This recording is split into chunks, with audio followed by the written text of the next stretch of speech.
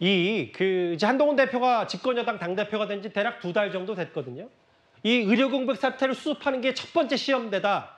모든 사람들이 입을 모아 강조하는 이유는 바로 이런 걸 겁니다.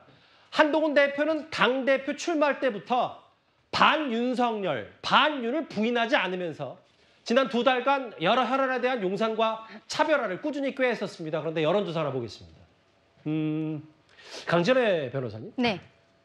대통령 지지율이 지난주 저희가 거의 마지노선 20%까지 떨어졌다라고 했는데 국민의힘도 비슷하게 떨어진다. 그럼 한동훈 대표도 대통령 지지율과 비슷하게 떨어지는 거 아니냐. 그동안 한동훈 대표는 차별화한다고 했는데 왜 갑자기 대통령과 한동훈 대표가 지지율에서 공동체가 된 겁니까? 예, 거의 비슷한 수준으로 떨어지는 것을 우리 그래프상으로도 볼 수가 있는데요. 대통령의 지지율이 떨어지는 것에 있어서 그 큰 이유로서는 이 의정 갈등의 장기화를 첫 번째로 국민들께서 꼽고 계십니다. 예. 그런데 지금 한동훈 대표가 취임을 하면서 어떤 대통령과의 차별화를 이야기하였지만 실상 지금으로서 가장 큰 이슈는 의정 갈등에 대한 해소거든요. 여야 의정 협의체라는 것을 이제 꾸리고 시작을 하려는 과정에 있어서 어떻게 보면은 야당과의 협조도 제대로 되고 있지 않은 모습들, 그런 것들 때문에 국민들께서 지금 국민의힘에게, 여당에게도 좀 박하게 보고 계시는 것이 아닌가라고 생각을 합니다.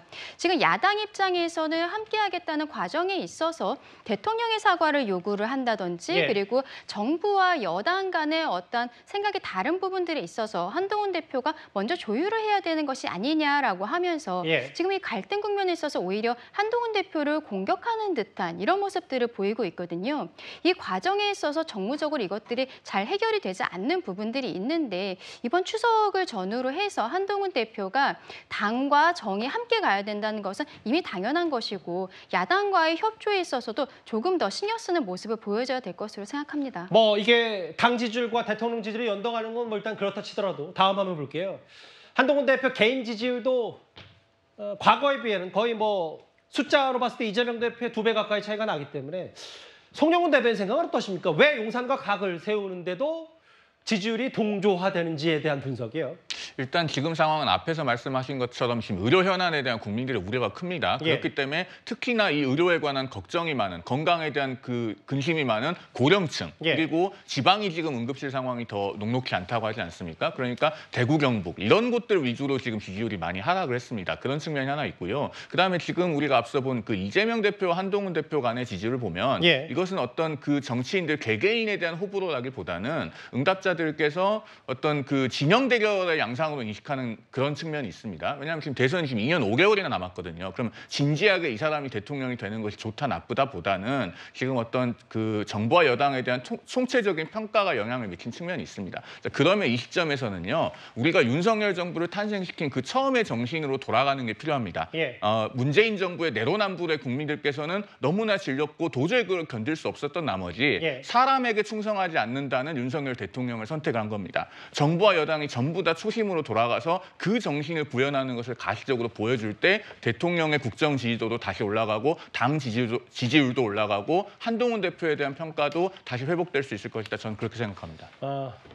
글쎄요, 그 진짜 국민의 입장에서는 잘 돼야 될 텐데 그 성취부의장 이런 거잖아요. 특히 여당 시각 중에 일부 시각 중에 최근에 김건희 여사가 본인 여러 가지 재판 관련과 관계없이 여러 광폭 행보를 보이는 게 집권 여당 단체 한동훈 대표에게는 마이너스 아니냐라는 게 여당 일각에도 그런 정도의 시각도 있는 것 같아서요.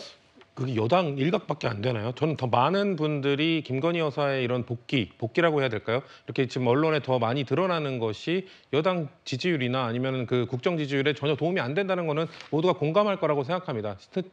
최근에 마포대교 순찰 돌듯이 그 공무원들 동원해서 방문했던 것과 그리고 추석 인사 영상에 등장한 것 이런 것들이 김건희 여사 개인과 관련된 의혹들이 국민들이 느끼기에는 전혀 해소되지 않았음에도 불구하고 마치 면죄부를 받았다는 듯이 당당히 등장하는 모습 이런 것들은 윤석열 대통령의 국정 운영이나 아니면 집권 여당의 이런 지지율에 전혀 도움을 주지 못하거든요. 근데 문제는 그런 문제의식을 전혀 느끼지 못하고 있고 그런 거에 대한 지적은 앞으로도 다음 주에도 추석이 지난 이후에도 계속해서 뭔가 김건희 여사에 대한 의혹이나 이런 것들은 하면은 더 커질 우려가 있는 상황이기 때문에 용산 대통령실이 이거를 인지하지 못하고 있는 한 이 사태는 더 심각해질 것이다. 그러면은 저는 야당 입장에서는 국정 지지도나 이런 게 낮아지는 게 좋은 거 아니냐 이렇게 생각하실지 모르겠지만 국정을 제대로 할 그 버팀목이 없으면은 이거는 국가가 혼란이 오는 거거든요. 그래서 그렇죠. 어느 정도 버틸 수 있어야 되는 건데 김건희 여사가 그걸 더 떨어뜨리고 있으니 야당 입장에서는 이것도 더 우려스럽다는 말씀을 드릴 수밖에 없는 겁니다.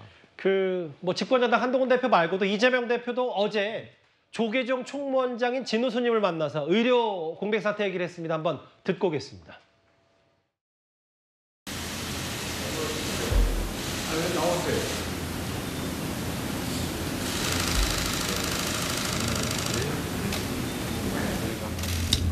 요즘은 참 여러 가지 걱정들 끼쳐서 죄송합니다. 지금 의료대란 문제도 사실은 이해관계를 서로 조정을 해야 되는데 종교계의 역할도 이럴 때는 또 중요하지 않을까 싶어요. 방문을 어떻게든 좀 늘리는 거는 맞는 것 같고요. 입술 없이 이빨이 부딪히는 문제입니다. 제가 본 종교계 어른들이 좀 나서 주시는 게 도움이 될 것 같아요. 지금 대화 자체가 대화가 아니라 싸움입니다. 네, 정부하고도 한번 대화를 좀 해보고 한번 노력을 한번 해보겠습니다. 네, 감사합니다. 불교계에서도 원론적으로 의대 증언은 맞다라고 얘기를 했는데 강성표 위원장께 질문드리고 싶은 건 물론 야당 대표니까 집권 여당과 용산 대통령실을 달리 할 수 있는 이재명 대표의 폭이 제한적이라고 하더라도 민주당도 뭐 여야 의정에 빨리 협의체 만들 정도만 말고 구체적인 방안은 민주당에서도 아직은 없는 것 같아서요. 사실 지금 의료대란을 해결하는 거는 오직 한 명뿐입니다. 대통령께서 생각을 바꾸셔야 되는 거예요. 대통령께서 생각만 바꾸시면 다 해결이 될 겁니다. 그런데 최근에도 한덕수 국무총리가 국회에 나와서 뭐라고 했습니까? 누구 탓입니까? 물어보니까 전공의 탓이라고 하잖아요. 그러니까 이게 대통령의 생각이 국회에도 이렇게 전해지고 그러면 또 전공이나 의료업계도 이렇게 받아들여지는 겁니다. 대한민국에서요. 저는 일부 한 100명 정도? 이 정도 국민들 빼놓고는 다 의사를 증언해야 되는데 다 동의할걸요. 다만 숫자와 과정, 일단 말씀하십시오. 과정이 중요한 거지. 그렇기 때문에 저는 모두가 지금 동의하고 있는 그 의사의 증언은 다 동의하고 있으니까 대통령께서 좀 그 방법만 좀 바꾸신다고 하면 저는 의료대란 해결될 것이다. 이렇게 보고 있습니다. 아무래도 추석 연휴 여러 화두 중에 의료 공백 사태가 가장 먼저일 테니까요. 이 얘기 정치권 이슈와 현장 목소리 차례로 나눠서 만나봤습니다.